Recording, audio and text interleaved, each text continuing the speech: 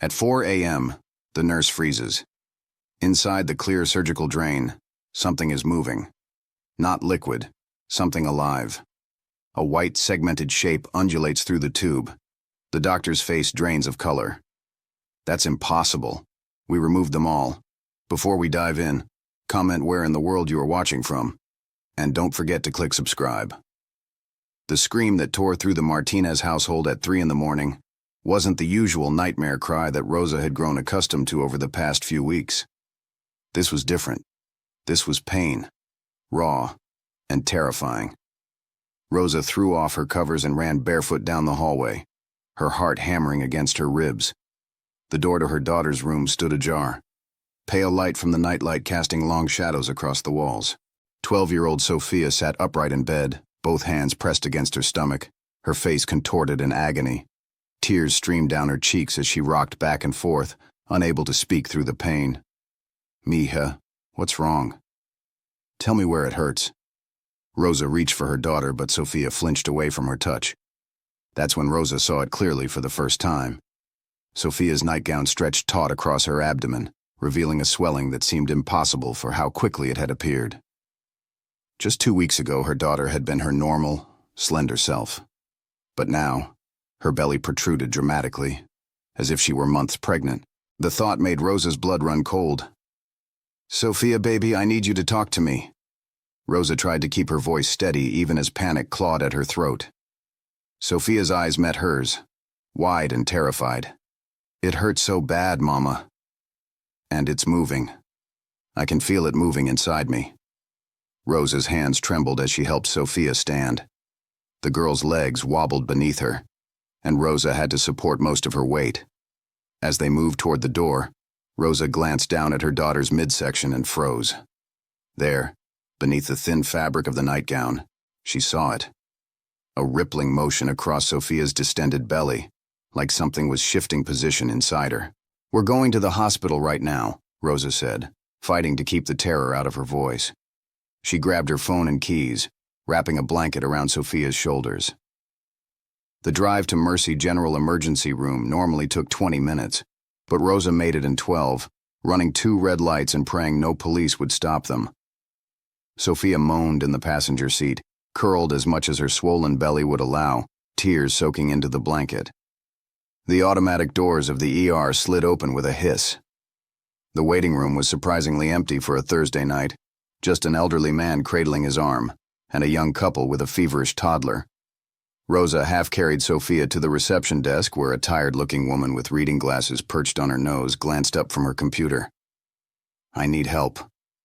My daughter, she's in terrible pain. Her stomach." Rosa's words came out in a rush. The receptionist's eyes widened as she took in Sophia's appearance. She immediately reached for her phone. "I'm getting a nurse right now. Sit her down here." She gestured to a wheelchair near the desk. Within seconds, a tall nurse with kind eyes and graying hair appeared through the double doors. Her name tag read, Jennifer Walsh, RN. "What's your name, sweetheart?" she asked Sophia gently, even as her experienced eyes assessed the situation. "Sophia," the girl whispered. "Sophia Martinez." "Okay, Sophia. We're going to take good care of you. How old are you?" 12. Nurse Walsh's expression shifted almost imperceptibly. Rosa caught it, that flicker of concern that medical professionals try to hide from patients and their families. "When did the pain start?" "Tonight. But my stomach's been getting bigger for maybe 2 weeks." Sophia gasped as another wave of pain hit her. "But it's never hurt like this before." Nurse Walsh moved swiftly, pushing the wheelchair through the double doors into the treatment area. "Dr. Morrison is on duty tonight. He's excellent. We're going to figure out what's going on." She led them to examination room 4, a sterile space with pale blue walls and the antiseptic smell that Rosa had always associated with illness and fear. "Let's get you up on the bed, honey," Nurse Walsh said, helping Sophia onto the examination table. The paper crinkled beneath her as she lay back, breathing in short, shallow gasps. Rosa stood by the wall, her arms wrapped around herself, watching as the nurse began taking vital signs. Blood pressure, temperature, pulse. Each reading made Nurse Walsh's frown deepen. "Her blood pressure is elevated," the nurse murmured, more to herself than to Rosa. "Temperature is 99.3. Pulse is 110. She turned to Rosa. "Has Sophia been sick recently? Any vomiting, diarrhea, loss of appetite?" "She's been tired," Rosa said, her mind racing back through the past weeks. "More than usual. And she stopped eating as much about 10 days ago. I thought maybe she was trying to diet. You know how girls her age can be." The words felt hollow now, an excuse for her not noticing something was seriously wrong. "Has she mentioned any trauma? Any falls or injuries?" Rosa shook her head. "No, nothing like that. She's been staying with her grandmother after school while I work. My mother would have told me if anything happened." The door opened and a man in his 50s entered, his white coat bearing the name Dr. James Morrison. He had a weathered face that suggested he'd seen everything in his years in emergency medicine, but his eyes were alert and compassionate. "I'm Dr. Morrison. Nurse Walsh briefed me. Sophia, I know you're scared, but I'm going to examine you now. I'll be as gentle as possible." He washed his hands at the small sink and pulled on latex gloves. "Can you tell me about the pain? Is it constant, or does it come and go?" "It comes and goes," Sophia managed. "But when it comes, it's really, really bad." Dr. Morrison nodded, carefully lifting Sophia's nightgown. Rosa heard his sharp intake of breath, saw the way his jaw tightened. Her daughter's abdomen was grotesquely swollen, the skin stretched tight and shiny. But what made Rosa's stomach drop was what happened next. As Dr. Morrison gently palpated Sophia's belly, something moved beneath his hands. Not the normal gurgling of digestion. Something distinct. Something that made the surface of her skin ripple and shift. "Jesus," Nurse Walsh whispered, then immediately composed herself. Dr. Morrison's face had gone pale. "Sophia, has anyone hurt you? Has anyone touched you inappropriately?" His voice was careful, clinical. "No," Sophia said, confused through her pain. "Why would someone hurt me?" Dr. Morrison exchanged a glance with Nurse Walsh that Rosa couldn't quite read. "I need to order some tests immediately. Blood work, ultrasound, possibly a CT scan." He turned to Rosa. "Mrs. Martinez, I need to ask you some difficult questions. Is there any possibility Sophia could be pregnant?" The question hit Rosa like a physical blow. "No, absolutely not. She's 12 years old. She's never even been on a date." But doubt crept in. How much did she really know about Sophia's life? She worked long shifts at the restaurant, leaving Sophia with her mother most afternoons and evenings. "I understand this is difficult," Dr. Morrison said. "But we need to rule everything out. The swelling, the movement. We need to understand what we're dealing with here." Nurse Walsh was already preparing equipment, her movements quick and efficient. "I'm going to draw some blood, Sophia. Just a little pinch." As the nurse worked, Rosa moved closer to her daughter, taking her hand. Sophia's palm was clammy and cold despite the warmth of the room. "Mama, I'm scared," Sophia whispered. "I know, mija, but these doctors are going to help you. Everything's going to be okay." Rosa said the words automatically, a mother's reflexive comfort, even though she had no idea if they were true. Dr. Morrison stepped outside to order tests, and Rosa could hear his muffled voice speaking urgently on the phone. When he returned, his expression was grave. "We're going to do an ultrasound first. It's the quickest way to see what's happening inside Sophia's abdomen. The technician is on her way up from radiology." 10 minutes later, a young woman with a tight ponytail wheeled in the ultrasound machine. "Hi, I'm Kayla. I'm going to take some pictures of your belly, okay, Sophia? This gel might feel a little cold." Sophia nodded weakly as Kayla squirted the clear gel onto her distended abdomen. The room fell silent, except for the hum of the machine as Kayla pressed the transducer against Sophia's skin. Rosa watched the screen, seeing nothing but gray blobs and black spaces that meant nothing to her untrained eye. But Kayla's face told a different story. Her casual expression shifted to confusion, then concern.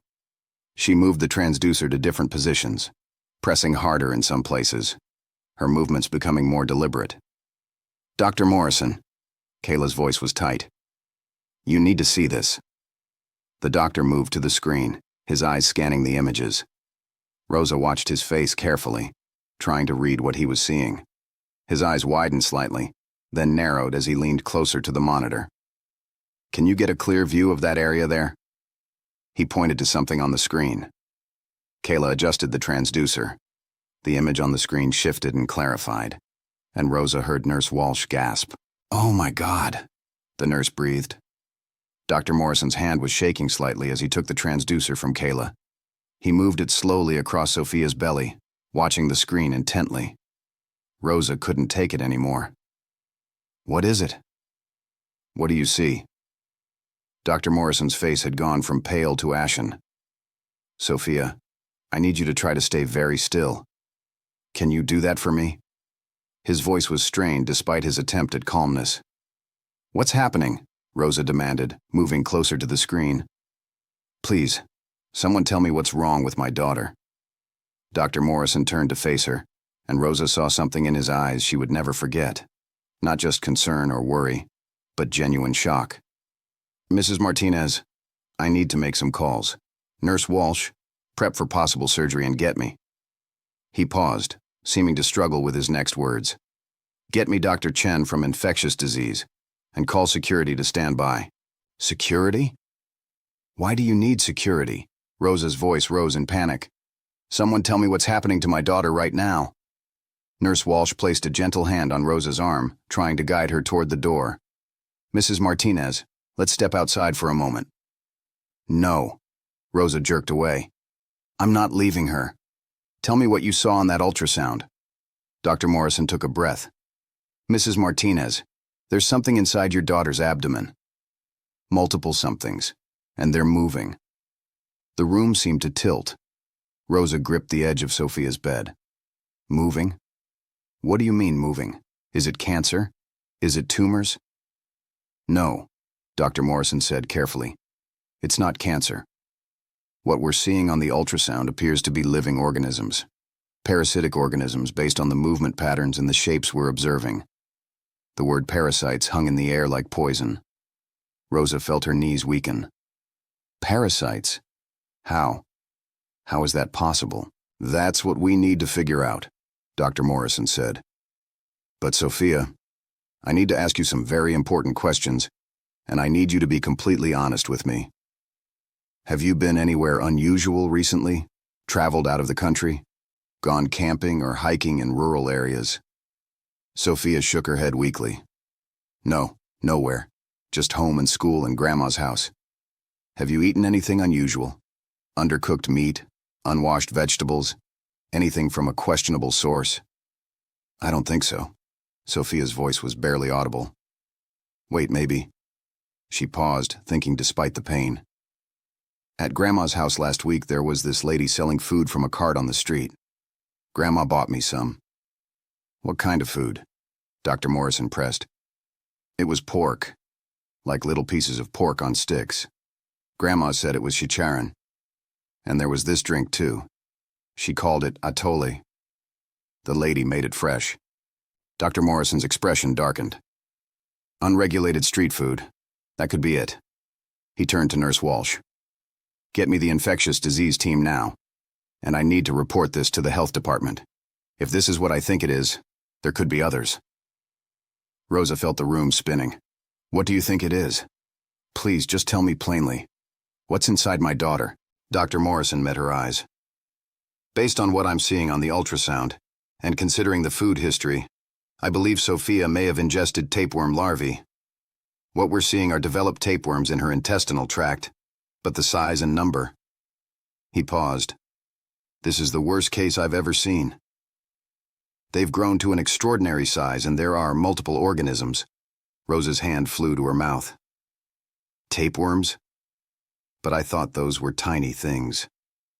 "They can be," Nurse Walsh said quietly. "Or they can grow to several feet long. And if there are multiple worms, and they've been growing for weeks." "The movement you've been feeling, Sophia," Dr. Morrison continued, "that's the worms moving inside your intestines. The swelling is from the worms themselves, plus the fluid buildup and inflammation they're causing. And the pain you're experiencing now? That concerns me greatly. It could mean one or more of the worms is causing a blockage or perforation. Sophia's eyes rolled back and she moaned, her body convulsing with pain. Alarms on the monitors began beeping frantically. Her blood pressure is dropping, Nurse Walsh called out, moving swiftly. I need a crash cart standby. Dr. Morrison was already at Sophia's side, checking her pupils, her pulse. Sophia, stay with me. Can you hear me? Sophia's eyelids fluttered but didn't open. What's happening? What's wrong? Rosa screamed. The room suddenly filled with people. Another doctor, more nurses, all moving with urgent precision. Rosa found herself pushed against the wall, watching helplessly as they worked on her daughter. Possible intestinal perforation, Dr. Morrison called out. I need surgery standing by, and someone get those infectious disease specialists here now. We need to know exactly what species we're dealing with before we operate. Through the chaos, Rosa caught a glimpse of the ultrasound screen, still displaying the image frozen from moments before. The gray and black image showed Sophia's insides. And there, unmistakably clear even to her untrained eye, were long serpentine shapes coiled throughout her daughter's abdominal cavity. And as she stared at the screen in horror, she saw it. One of the shapes moved. Actually moved on the frozen image as if it were a live feed. That's when she realized it was a live feed. The transducer was still pressed against Sophia's belly, still transmitting images in real time. A nurse Rosa hadn't seen before, younger with worried eyes, moved to adjust Sophia's position. As she did, Sophia's nightgown shifted, revealing her distended belly more fully. The nurse froze, her hand still on Sophia's shoulder. Oh God, she whispered. Dr. Morrison, look at her abdomen. You can see them. Rosa forced herself to look at her daughter's exposed stomach. The skin was stretched so tight it was nearly translucent in places, and there, beneath the surface, visible to the naked eye, were shapes moving. Long, undulating shapes that created ripples across Sophia's skin like something from a nightmare. That's not possible, one of the other nurses breathed. You shouldn't be able to see them through the abdominal wall. Unless they're massive, Dr. Morrison said grimly. Or there are so many that they're pressing right up against the peritoneal lining. He made a decision. We can't wait for infectious disease. We need to get her to surgery now. Every minute we delay increases the risk of perforation and sepsis. Nurse Walsh was already on the phone, calling the surgical team. The young nurse who'd first noticed the visible movement stood frozen, her face pale. In 15 years I've never seen anything like this, she said to no one in particular. Rosa watched them prepare to move Sophia to surgery, her mind struggling to process what was happening. Tapeworms. Multiple tapeworms. Growing inside her daughter for weeks while Rosa worked her long shifts at the restaurant, oblivious to the horror unfolding inside her child's body. Mrs. Martinez, Dr. Morrison's voice cut through her spiral of guilt and terror. We're taking Sophia to surgery. The procedure is going to be delicate. We need to remove the parasites without causing further damage to her intestines. There's a risk of perforation, of infection, of hemorrhage. But if we don't operate, the alternative is worse. Will she be okay? Rosa heard herself ask. It seemed like such an inadequate question given the circumstances, but it was all she could manage. I'm going to do everything in my power to make sure she is, Dr. Morrison said. But you need to understand the severity of this, the number of organisms we're seeing, their size, the location. This is unprecedented in my experience. I've consulted parasitology textbooks that don't have anything close to this documented. They began wheeling Sophia's bed toward the door. Rosa reached out, grasping her daughter's hand. Sophia's eyes fluttered open briefly. Mama? I'm here, baby. You're going to be okay. The doctors are going to fix this. Sophia's hand squeezed hers weakly. I'm sorry, Mama. I'm sorry I ate the food from the street lady. Grandma said it was okay. Tears streamed down Rosa's face. It's not your fault, mija. None of this is your fault. You're going to be fine. I promise. But as they wheeled Sophia away, Rosa wasn't sure she believed her own words. She stood alone in the examination room, the ultrasound machine still humming. its screen still showing those horrifying serpentine shapes moving inside her daughter's body. Nurse Walsh stayed behind, beginning to clean up the examination room. She caught Rosa staring at the ultrasound screen and moved to turn it off. "Don't," Rosa said. "Please. I need to understand what's inside her." Nurse Walsh hesitated, then nodded. She pointed to the screen. "These elongated structures here, and throughout this entire region, those are the parasites. Based on the measurements the ultrasound is giving us, some of them are over 2 feet long." 2 feet. Rosa felt bile rise in her throat. How is that possible? How long have they been growing inside her? "Tapeworms can grow rapidly under the right conditions," Nurse Walsh explained gently. "If she ingested multiple larvae, and they all survived and grew. The pork from an unregulated source, that's a common transmission point for Tania solium, the pork, tapeworm. But what's unusual here is the sheer number and size. Something about Sophia's system allowed them to thrive in a way that's extremely rare." Rosa sank into the chair by the examination table, her legs finally giving out.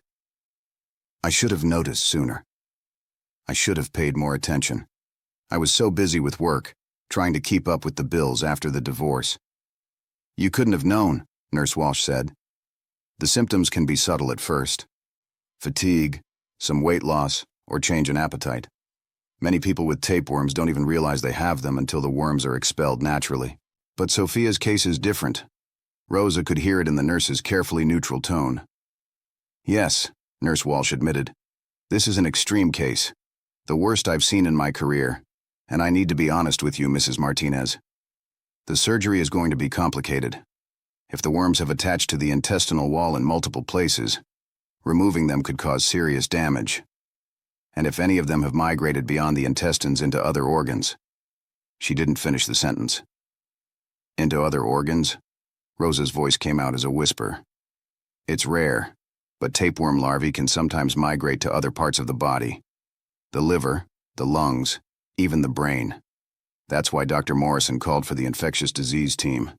They'll need to do a full body scan to make sure the infestation is contained to the intestinal tract." The word infestation made Rosa's skin crawl. Her baby, her little girl, infested with parasites like something from a horror movie. A commotion in the hallway drew their attention. Voices raised in urgent discussion. Nurse Walsh moved to the door, opening it slightly. Rosa could hear Dr. Morrison's voice. "I don't care what protocol says. We need those specialists here now. This child's life is at stake." Another voice, calmer, responded. "Dr. Morrison, the infectious disease team is 20 minutes out. Surgery is prepped and ready. You need to make a decision." "I know what I need to do," Dr. Morrison snapped. "I'm saying I want expert consultation because what I'm seeing in there defies my experience. The movement, the size, the number. I've never encountered anything like this, and I don't want to make a mistake that could cost this girl her life." There was a pause, then Dr. Morrison's voice again. Lower now. "And frankly, I think we need to alert the CDC. If there's a contaminated food source out there selling pork infected with this level of parasitic load, we could be looking at a public health crisis." Nurse Walsh stepped back into the room, her expression troubled. "This is bigger than just Sophia," Rosa said, understanding dawning. "If that street vendor is selling contaminated food to other people." "The health department will investigate," Nurse Walsh assured her. "But right now our focus is on saving your daughter. Dr. Morrison is the best surgeon we have. If anyone can handle this, it's him." Rosa stood on shaky legs. "I need to see her. Before the surgery, I need to see my daughter." "Of course. Let me take you to the pre-op area." They walked through the sterile corridors, the fluorescent lights harsh and unforgiving. Sophia lay on a gurney outside the operating room, surrounded by surgical staff preparing for the procedure. An anesthesiologist was explaining the process to her, his voice gentle and reassuring. Sophia's eyes found Rosa as she approached.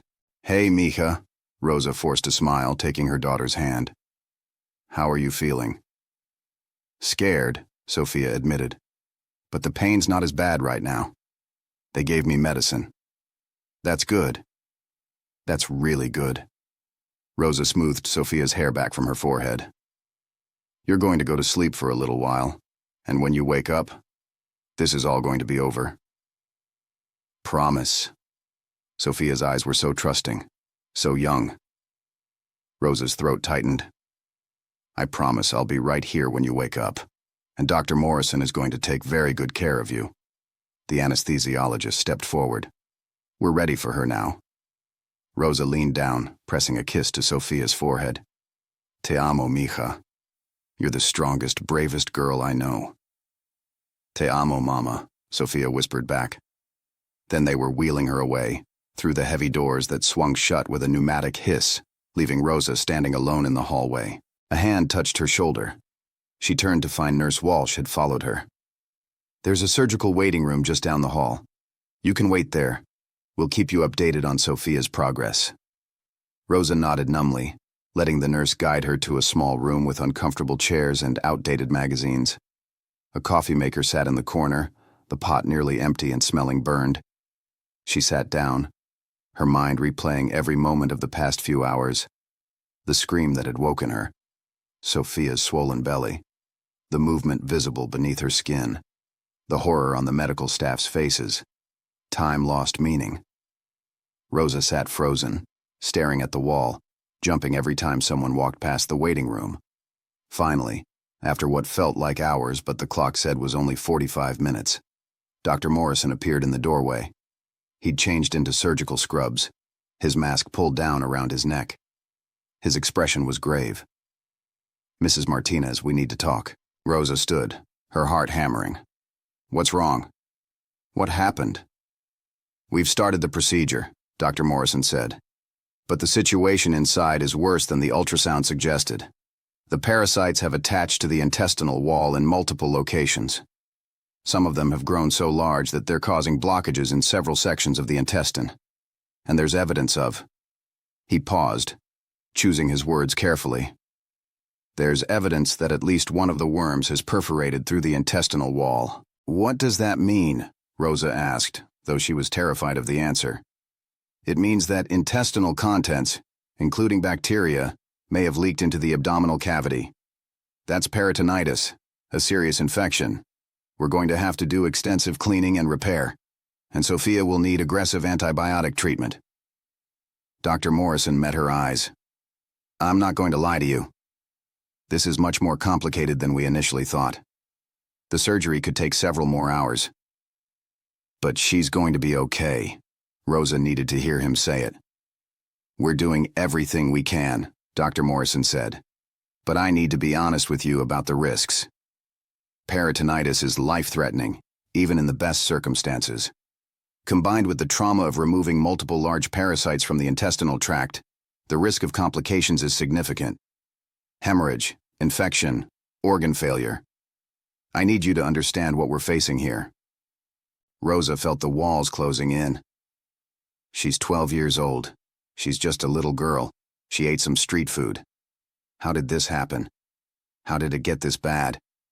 In all my years of medicine, I've never seen a parasitic infestation of this magnitude, Dr. Morrison admitted. The number of worms, their size, the rate at which they grew. It's unprecedented. I've already been in contact with the CDC. They're sending a team to investigate. The CDC? Rosa's voice rose. Why would they need to be involved? Because if there's a source of contamination this severe, other people may be at risk. The street vendor Sophia mentioned. We need to find her, shut down her operation, test anyone else who might have consumed her food. This could be a public health emergency. The full weight of it crashed over Rosa. This wasn't just about Sophia anymore.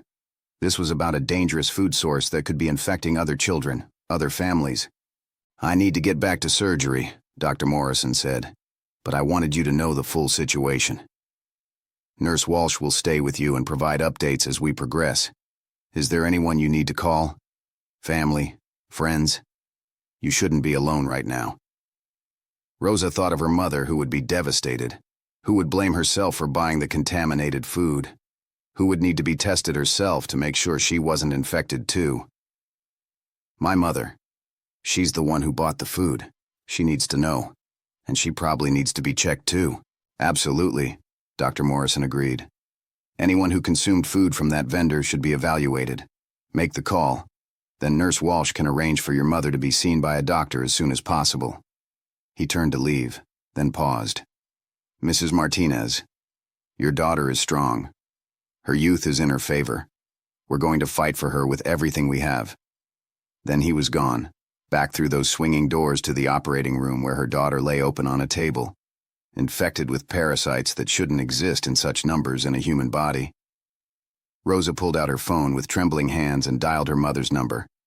Elena Martinez answered on the second ring, her voice groggy with sleep. Rosa? What's wrong? It's 4:30 in the morning. Mama, Rosa's voice broke. It's Sophia. We're at the hospital. She's in surgery. There's something inside her. Parasites. From that street food you bought her. The line went silent for a long moment. Then Elena's voice, now fully awake and sharp with fear. What? What are you talking about? What street food? Last week. The lady with the cart selling pork and atole. Mama, the food was contaminated. Sophia has tapeworms. Multiple tapeworms. They're operating on her right now. The doctor said it's the worst case he's ever seen. Elena's gasp was audible even through the phone. No, that can't be. I bought from Maria's cart. I've bought from her for years. Lots of people buy from her. She's always been clean, always been careful. Mama, the doctor said they need to shut her down. They're calling the CDC. Other people might be infected too. Rosa could hear her mother crying now. And Mama, you need to get checked. You ate from that cart too, didn't you? I had some of the chicharron, Elena admitted, her voice small. Oh God, Rosa. This is my fault. I did this to my granddaughter. I'm so sorry. I'm so sorry. It's not your fault, Mama. You didn't know. But you need to come to the hospital. We need to get you checked. Make sure you're not infected too. I'm coming right now, Elena said. I'll be there in 20 minutes. How is she, Rosa? How is my Sophia? Rosa closed her eyes, trying to find words. She's in surgery. It's complicated. The worms have damaged her intestines. They think one of them perforated through into her abdomen. Mama, I'm so scared. I'm coming, Elena repeated. Hold on, mija. I'm coming right now. The line went dead. Rosa sat back down in the uncomfortable chair, her phone clutched in her hand. Nurse Walsh appeared in the doorway with a cup of coffee. I thought you could use this, she said. It's terrible hospital coffee, but it's hot and it's caffeinated. Rosa took it gratefully, the warmth of the cup grounding her. My mother's coming. She ate the same food. She needs to be tested. I'll arrange it, Nurse Walsh promised. We'll get her a full workup. Blood tests, possibly imaging depending on what we find. The good news is that if she's asymptomatic, any infection she has is likely much less advanced than Sophia's. How could this happen? Rosa asked. How could street food be contaminated badly enough to cause something like this? Nurse Walsh sat down beside her. Pork tapeworm infection usually occurs when people consume undercooked pork containing larvae. If the meat wasn't properly inspected or cooked to the right temperature, the larvae survive and develop into adult worms in the intestines. But for an infection this severe, multiple things would have had to go wrong. Heavily infected meat, improper cooking, and possibly Sophia's individual immune response. Dr. Morrison said Sophia's system allowed them to thrive. What does that mean? Sometimes certain people's immune systems don't respond as aggressively to parasitic infections, or there might be other factors, nutritional deficiencies, other underlying conditions that create an environment where parasites can grow more rapidly than normal. We'll do a full workup once she's stable to understand why her case became so severe. Rosa sipped the bitter coffee, trying to process everything.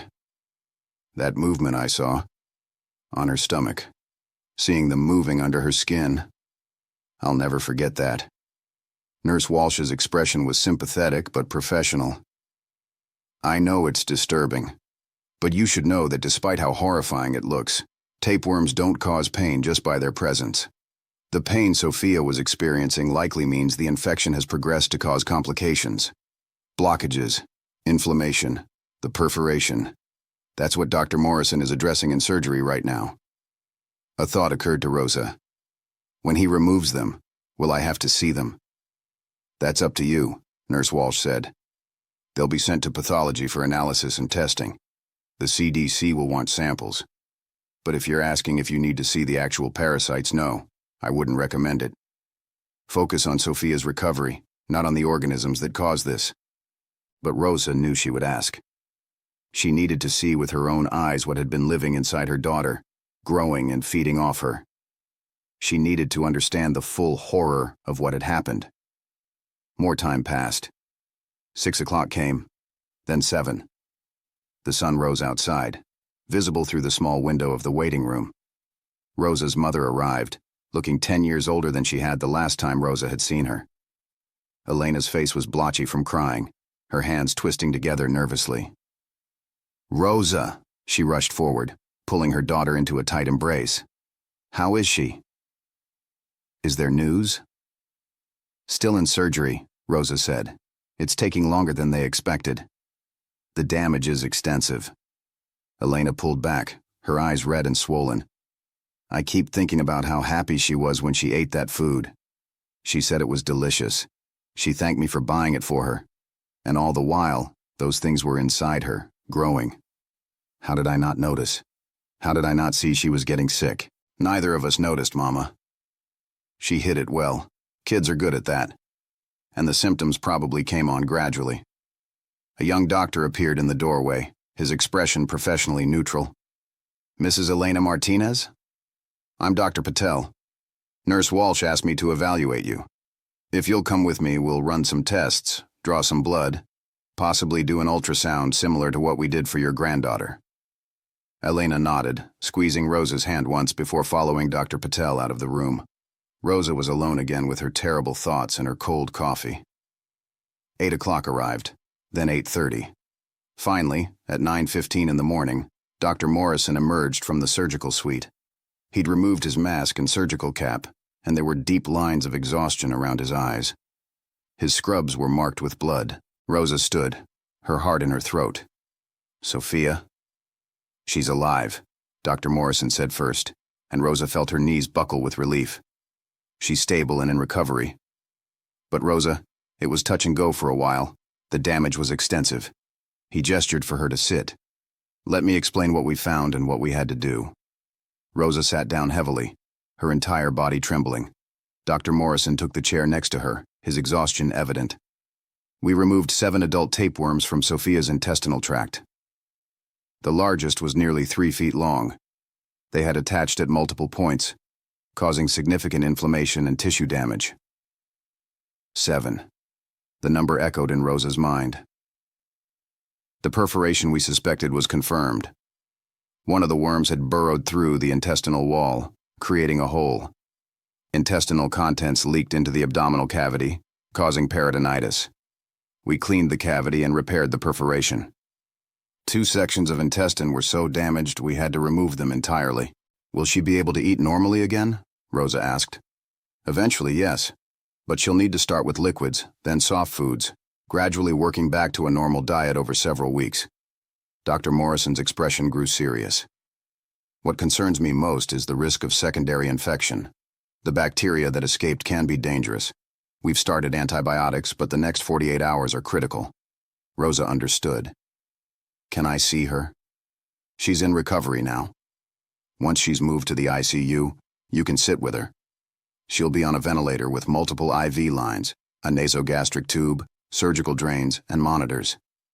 It looks frightening, but all of it is necessary. Rosa nodded. I just need to be with her.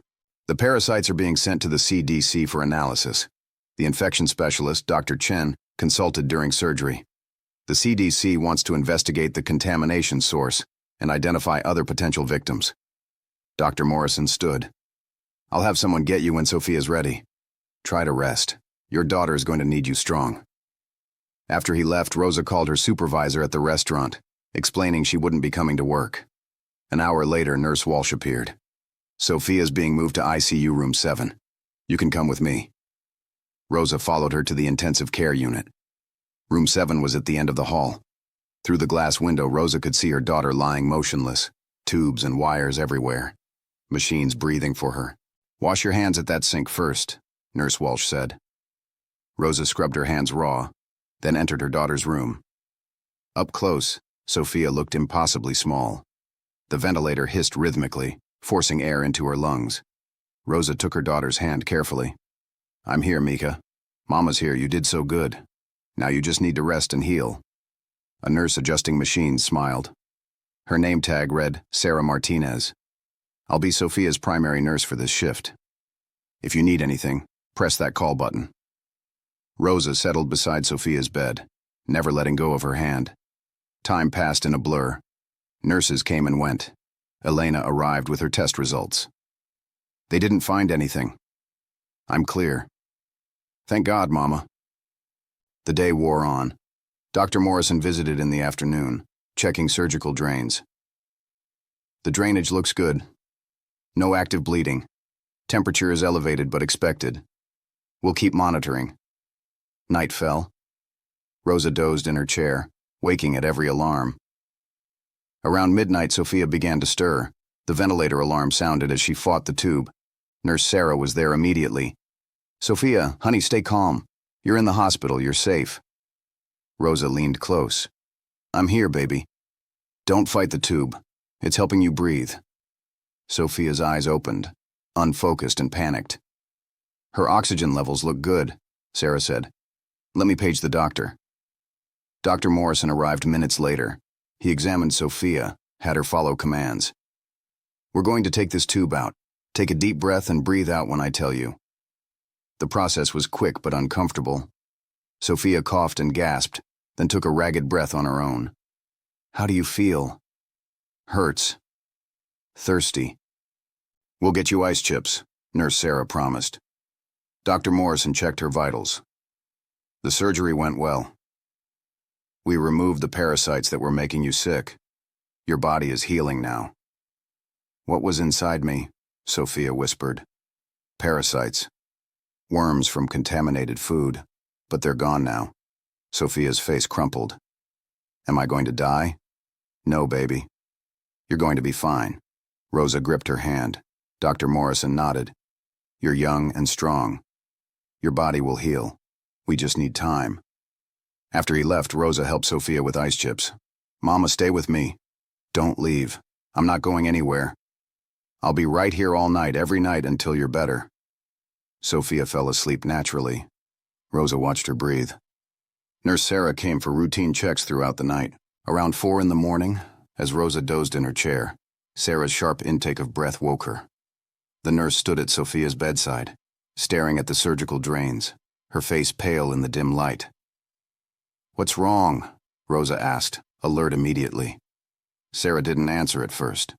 She pressed the call button repeatedly, urgency in every movement. "I need Dr. Morrison in ICU 7 right now," she said into the intercom. "Emergency." Rosa's heart pounded. "What is it? What's wrong with Sophia?" Sarah moved closer to the drains, her hand trembling slightly as she pointed. "The drainage. There's something in the drainage." Rosa stood, her legs shaky, moving to see what had alarmed the nurse so completely. The surgical drains were clear tubes designed to remove excess fluid from Sophia's abdominal cavity after the surgery. They led to collection bulbs that should have contained only blood-tinged fluid, the normal byproduct of healing. But in one of the drains, visible through the clear tubing, something was moving. Not the flow of liquid, not air bubbles. Something solid. Something alive. Rosa watched in absolute horror as a segmented white shape moved slowly through the tube. It was about 2 inches long, distinctly worm-like in its undulating movement, contracting and expanding as it traveled through the narrow passage. "Oh, God," Rosa breathed, her voice barely a whisper. "There's another one." They didn't get them all. Her mind reeled with the implications. If there was still a parasite inside Sophia after such an extensive surgery, what else had they missed? How many more of those things were crawling through her daughter's body?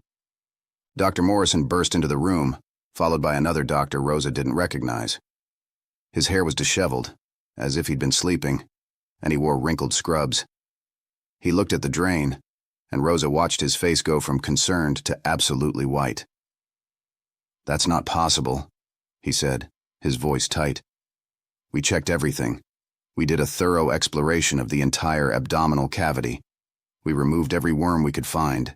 The other doctor, a woman with sharp, intelligent eyes and an ID badge identifying her as Dr. Chen, infectious disease, leaned in close to the drain, studying the moving shape intently. "It's a proglottid," she said, her voice clinical, but Rosa could hear the underlying concern. "A segment from one of the worms. They can detach and move independently." She looked at Dr. Morrison with an expression that made Rosa's blood run cold. "Did you check for cystic urcosis?" "I didn't see any cysts during surgery," Dr. Morrison said, but doubt had crept into his voice. His confidence from earlier had evaporated. "But if segments migrated beyond the intestinal tract before we operated..." He didn't finish the sentence, didn't need to. The implications were clear and terrifying. Dr. Chen was already pulling on latex gloves, her movements swift and practiced. "We need imaging. Full-body CT scan. If segments have migrated to other organs, to the brain." She paused, meeting Rosa's eyes. "We need to know immediately if this has happened to Sophia." Rosa felt the room spinning around her. "What are you saying? Are you saying there are more of those things inside her? Moving through her body to other places?" "It's a possibility we need to investigate immediately," Dr. Chen said, her tone gentle but urgent. "Tapeworm segments can sometimes travel through the bloodstream or lymphatic system to other parts of the body. When they lodge in tissues outside the intestines, they form cysts. In the brain, this can cause seizures and neurological damage. In the eyes, it can cause blindness. We need to know if this has happened to Sophia." Nurse Sarah was already at Sophia's bedside, preparing to move her. "CT is standing by. I called ahead when I first saw the movement in the drain." They rushed Sophia through the corridors, Rosa running alongside the bed, her hand gripping the rail. The CT suite was cold and sterile, bright lights making Rosa squint. Technicians worked quickly, their faces serious, sliding Sophia into the massive donut-shaped machine.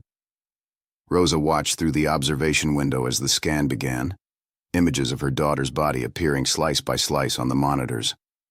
Dr. Chen stood beside Dr. Morrison, both of them studying the images intently as they appeared on the screen. Rosa couldn't read the scans, couldn't interpret the gray and black shapes, but she could read their faces. And what she saw there made her blood run cold. Their expressions shifted from concerned to shocked to horrified in the space of seconds. "There," Dr. Chen pointed to something on the screen. "In the liver. And there. That's lung tissue. And oh no, no, no, no." She pointed to another section of the scan, her finger trembling slightly. "That's brain tissue. Dr. Morrison, she has neurocystic urcosis, multiple cysts in the brain parenchyma." The words meant nothing to Rosa, medical jargon that might as well have been a foreign language, but the tone meant everything. "What does that mean? Tell me in plain English what's happening to my daughter." Her voice came out louder than she intended, desperate and demanding. Dr. Chen turned to face her, and Rosa saw something in her eyes she'd hoped never to see from a medical professional. Fear. Real, genuine fear from a doctor who'd probably seen everything in her years of practice. "Mrs. Martinez, the tapeworm infection is more extensive than we realized. Segments from the worms have traveled to Sophia's liver, lungs, and brain. They've formed cysts, essentially larvae encased in protective bubbles. This is a life-threatening situation." "Can you operate again?" Rosa heard herself ask, grasping for any solution. "Can you remove them like you did the others?" Dr. Morrison shook his head slowly, and Rosa felt her last hope crumbling. "The cysts in the liver and lungs, we might be able to manage medically with antiparasitic drugs. But the brain cysts are a different matter entirely. Sophia, the brain is extremely delicate. Operating to remove multiple cysts carries enormous risk of permanent damage. We could cause stroke, paralysis, cognitive impairment. We could kill her trying to save her. So what do we do?" Rosa's voice rose, edging toward hysteria. "We can't just leave them in there. We can't leave those things crawling around in her brain." The image of parasites moving through her daughter's brain tissue was too horrifying to contemplate, but she couldn't stop her mind from going there. "We'll start her on antiparasitic medication immediately," Dr. Chen said, her voice measured and professional despite the dire situation. "Albendazole and praziquantel in combination. They'll kill the parasites, but that brings its own risks. When the cysts die, they release inflammatory compounds that can cause severe swelling in the brain. We'll need to use high-dose steroids to control the inflammation and anti-seizure medications to prevent convulsions." "You're saying the treatment could kill her?" Rosa felt like she was drowning, pulled under by wave after wave of bad news. "I'm saying this is as serious as it gets," Dr. Chen replied with brutal honesty. "This is why I need to call the CDC immediately. This case isn't just about Sophia anymore. If the food source that infected her is still operating, if other people have been exposed to the same contaminated meat, we could be looking at a cluster outbreak of neurocystic urcosis. That's a public health emergency." Dr. Morrison placed a hand on Rosa's shoulder, and she could feel it trembling slightly. "We're going to do everything possible for Sophia. But Dr. Chen is right. We need to alert the authorities immediately. The health department needs to shut down that food vendor and test anyone who might have eaten from her cart. Every hour that passes, more people could be consuming contaminated food." "How many people could be infected?" Rosa asked, the full scope of the potential disaster becoming horrifyingly clear. This wasn't just about her daughter anymore. This was about every child who'd eaten that woman's food. "We don't know," Dr. Chen admitted grimly. "It depends on how long the vendor was selling contaminated meat and how many customers she had. It could be dozens of people. It could be hundreds." Nurse Sarah appeared in the doorway, her face stricken. "Dr. Chen, Dr. Morrison, Sophia's awake and she's seizing." They all rushed back to the ICU, Rosa's heart pounding so hard she thought it might burst from her chest. Sophia's body was convulsing violently on the bed, her back arched, her eyes rolled back showing only whites. Foam had formed at the corners of her lips. Alarms screamed from every monitor, a cacophony of electronic warnings. Medical staff swarmed the room, a choreographed dance Rosa had seen too many times on television, but never imagined she'd witness with her own child as the patient. She was pushed back against the wall, forced to watch helplessly as they fought to stop the seizure ravaging her daughter's small body. "Push 2 milligrams of lorazepam," Dr. Morrison ordered, his voice cutting through the chaos with practiced authority. A nurse injected medication into Sophia's IV line. They waited. The seizure continued, Sophia's small body jerking violently, the bed shaking with the force of the convulsions. "That's not working. Give her another 2 milligrams. More medication flowed into Sophia's system. Finally, after what felt like hours, but was probably less than 2 minutes, the convulsions began to slow, then gradually stop. Sophia lay still, completely unconscious, her breathing ragged and irregular. The monitors continued their urgent beeping. "Get her on continuous EEG monitoring," Dr. Chen ordered, already preparing equipment. "And I want hourly neurochecks. If she has another seizure, we may need to induce a medical coma to protect her brain from further damage." The words hit Rosa like physical blows. Medical coma. Brain damage. Each phrase worse than the last. Rosa slid down the wall, her legs unable to support her weight anymore, ending up sitting on the cold linoleum floor. This couldn't be happening. Just hours ago, Sophia had been awake, talking, seeming to recover. Now she was seizing, her brain under attack from parasites that had migrated from her intestines. "Mrs. Martinez." Dr. Chen crouched beside her, bringing her face level with Rosa's. "I know this is overwhelming, but I need information from you right now. The street vendor who sold the contaminated food, do you know her name? Where she usually sets up her cart? What days she operates? This information is critical." Rosa tried to focus through her panic and exhaustion. "My mother would know. Elena Martinez. She's the one who bought the food. She's been checked already, she's not infected. But she knows the vendor. She's been buying from her for years. Can you call her? We need that information immediately. Every minute counts." Rosa pulled out her phone with shaking hands and dialed her mother's number. Elena answered quickly, her voice thick with sleep but alert. "Rosa, what's wrong? Is Sophia okay? Mama, I need you to listen carefully. Sophia had a seizure. They did more scans. The infection is worse than they thought. The parasite spread to her brain, her liver, her lungs. The doctors need to find the food vendor, the lady with the cart. They need to shut her down before she infects anyone else. Do you know her name? Where she operates? Rosa's words came out in a rush, barely pausing for breath. The line was silent for a long moment. Then Elena's voice came through, small and frightened. Maria Delgado. She parks her cart on 7th Street near the bus stop by the Mercado. She's there Thursday through Sunday, usually from noon until she sells out, sometimes 6 or 7 in the evening. Rosa. I've known Maria for years. She has a daughter Sophia's age. She always seemed so clean, so careful. I never thought. It doesn't matter what you thought, Mama, Rosa interrupted, her voice sharper than she intended. She did this. Her food did this to Sophia. And now Sophia might die, and there might be other sick kids out there because of her. The anger felt good, gave her something to focus on besides the paralyzing fear. The doctors need to find her, Rosa continued. Can you go there? Can you go to 7th Street and see if she's there? It's 5 in the morning, Elena said. She won't be there until this afternoon at the earliest. But I know where she lives. Maria lives with her sister in an apartment complex near the Mercado, the one on Pine Street with the blue paint. I can find her. Dr. Chen took the phone from Rosa's trembling hands. Mrs. Martinez, this is Dr. Chen. I'm the infectious disease specialist treating your granddaughter.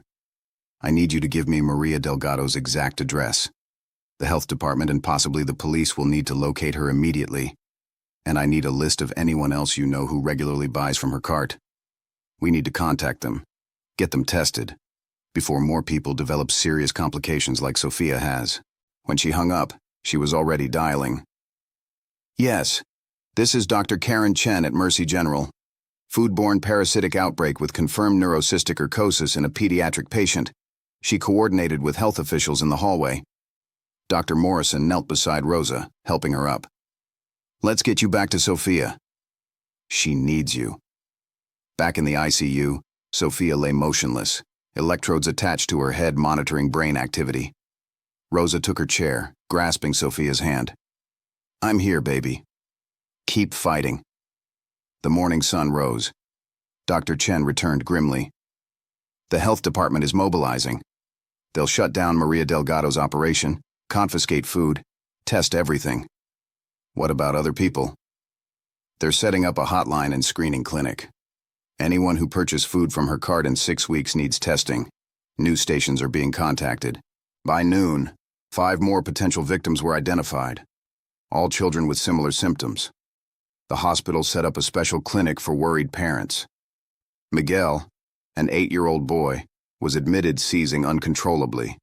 Brain scan showing multiple cysts like Sophia's. His mother screamed in the hallway. 2 more children were admitted that evening, both with neurocystic urcosis. The mayor declared a public health emergency. The CDC sent a team. Federal officials arrived. Rosa sat beside Sophia through it all. On the second day, Sophia began to wake. Her eyes opened slowly. Mama. But when she tried to speak again, words came out garbled. Her right hand twitched uncontrollably. Dr. Morrison examined her.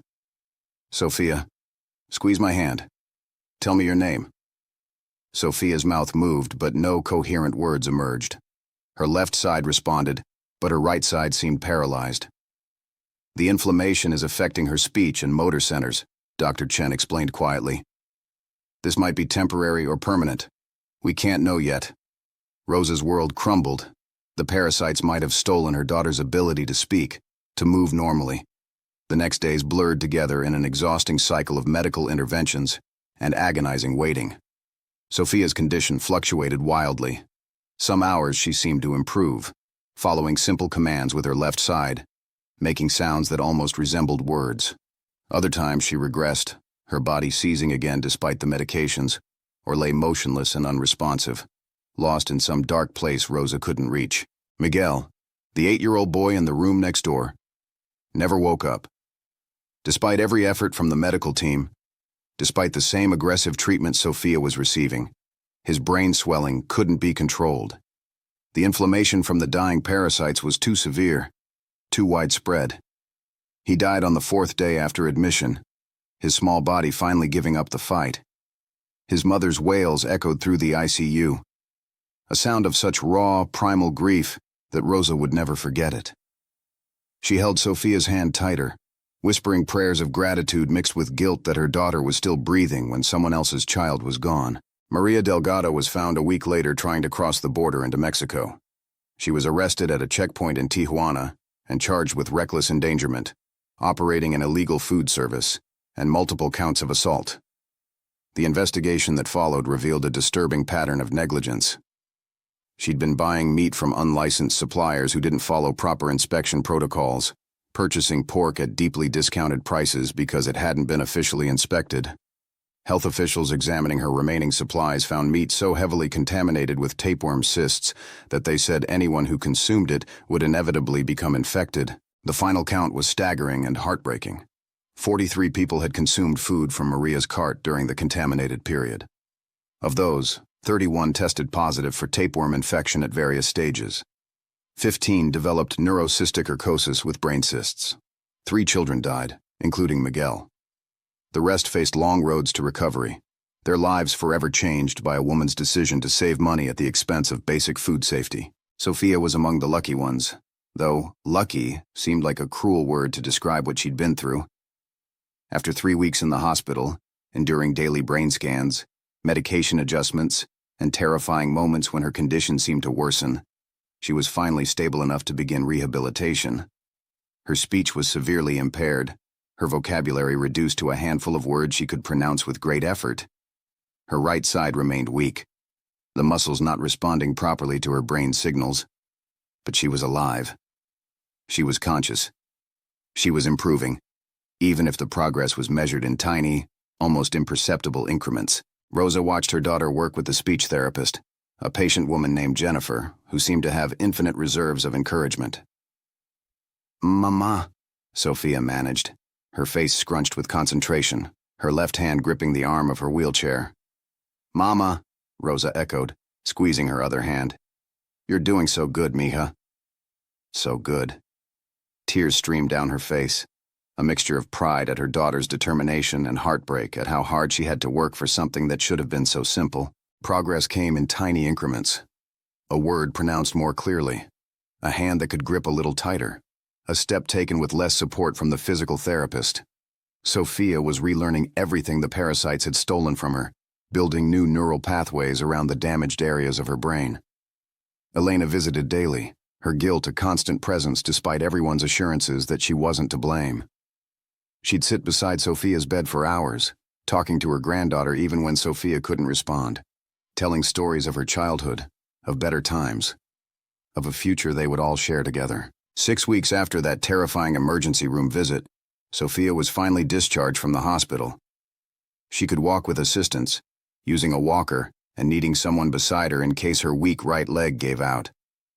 She could speak in simple sentences, though each word required visible effort, and her pronunciation was slurred. She could feed herself with her left hand, though her right hand trembled constantly and couldn't reliably grip a utensil. The neurologist couldn't say if she'd ever fully recover. Some brain damage from the parasites was permanent, they explained gently.